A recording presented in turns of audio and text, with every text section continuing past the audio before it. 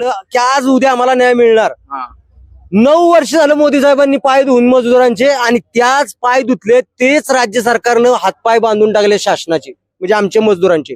12,000 लोक या पॉलिसीमुळे वंचित आहेत महाराष्ट्रातली, की 30 वर्ष काम केलंय अजून ते कायम झाले नाहीत.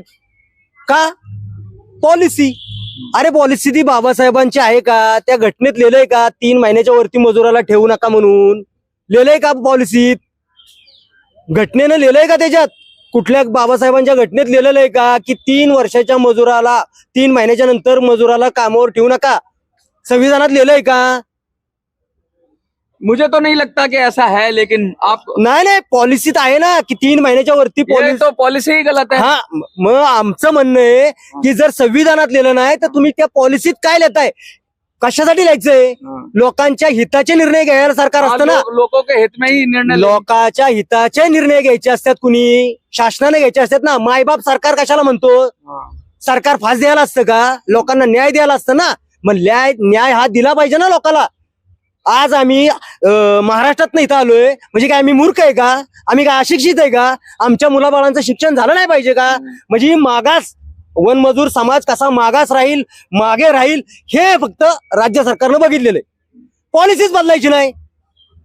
अरे तुमच्यासाठी पाहिजे ते आहे. क्या मजदूरों को परेशान करने की नीति है? अरे बाबा ह्या पॉलिसीत स्पष्ट लिहिलेलं आहे की 3 महिन्याच्या वरती मजदुराला ठेवू नका. त्या पॉलिसीनं ह्या मजदुरांचे मेलेत लोक कष्ट करून. बर, त्यांनी मस्टरवर काम केलंय, कॅशबुक वरती काम केलंय, इतर मध्ये त्यांची नावं आहेत, आणि 10 जिल्हे 33 जिल्ह्यात लोक काम करतात. त्यातले तर 3 जिल्हे असे आहेत की प्रमुख जिल्हे आहेत ते. आणि राष्ट्राची आता तुम्ही कोरोना बघितला, ऑक्सिजन कुठून प्लॅन आणलं आपल्या राज्यानं. आम्ही ऑक्सिजन काम करतोय. संपत्ती महाराष्ट्राची कोहिनूरगत संपत्ती आहे, खुली संपत्ती, त्याचं राखण करतोय. आणि आम्ही शेवट माग, डोंगराच्या माग आम्ही, आणि तुम्ही पुढं का? मोदी साहेबांनी पाय पुजले नाहीत का? मोदी साहेब आम्हाला काहीतरी देतील. राज्य सरकार का क्या रवैया है? अरे राज्य सरकार तो बाबा काय सांगायचं नाही. राज्य सरकारला आम्ही विनंती करून दमलो. आता मुख्यमंत्री शिंदे साहेब आले. आम्हाला वाटलं काय नाही बाबा, महाराष्ट्राचा एक हिंदू नाही का मराठी माणूस मुख्यमंत्री झालाय, ते देतील.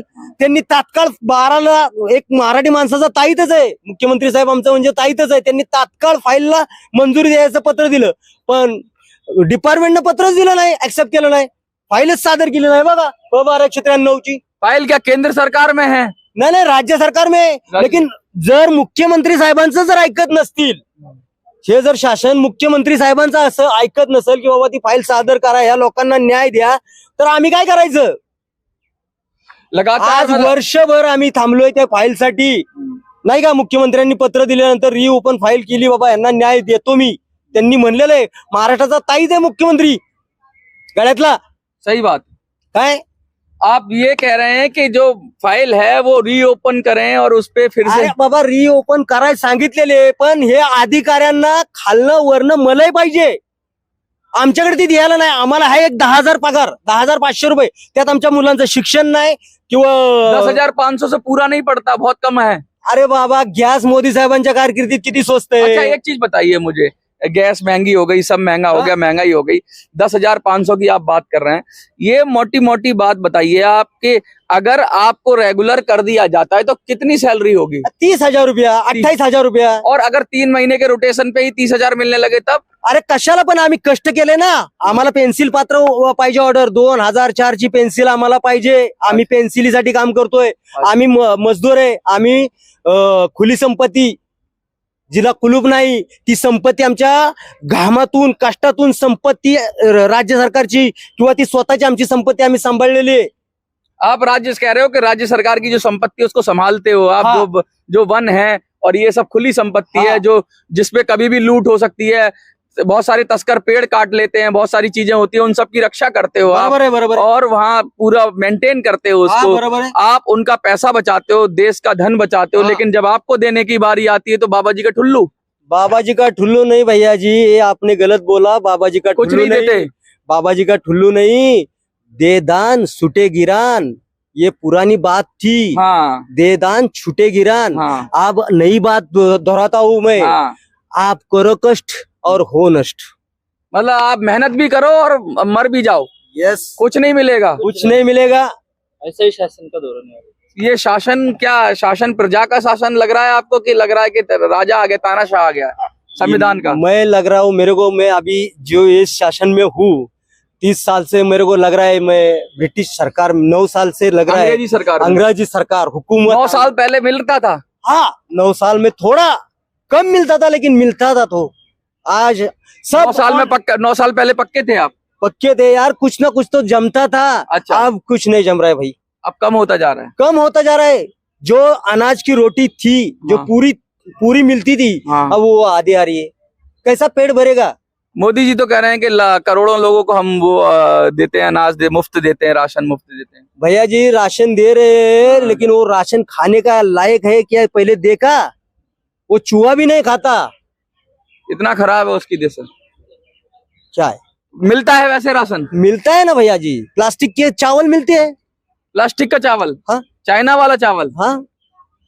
क्या लगता है आपको, कुछ बदलेगा? बदलेगा तो अच्छा होगा, नहीं बदलेगा तो ये हाल बुरा होने वाला है। सरकार ही बदल दोगे? सरकार तो बदला, वो तो बड़ी बात है, हम नहीं कर सकते, लेकिन हमको हमारी बात रखने का पूरा अधिकार है। और हमको आपके माध्यम से यही बताने का है कि ये जो पॉलिसी है वो पीछे लिए, और 12,000 लोगों को पूरे पहले जैसी कोई शर्त ना लगा के कायम कर दीजिए। मोटी मोटी बात कह रहे हैं, वन विभाग से जुड़े हुए श्रमिक हैं और ये कह रहे हैं कि जिस तरीके से 10,500 रुपया मिलता है, उसमें क्या खाएं, कैसे बच्चों को पढ़ाएं, कैसे अपनी जिंदगी चलाएं। इतनी महंगाई के दौर में जब 1,000 रुपए के लगभग सिलेंडर है, तो कैसे ही जीवन चलेगा। और ये कह रहे हैं कि जब समान काम और समान वेतन क्यों नहीं, उसी काम का अगर सरकारी कर्मचारी होंगे, ये जो रेगुलराइज करे जाएंगे, तो 30,000 के लगभग इनको तनख्वाह मिलेगी, लेकिन अभी उसी का 10,500 मिलता है।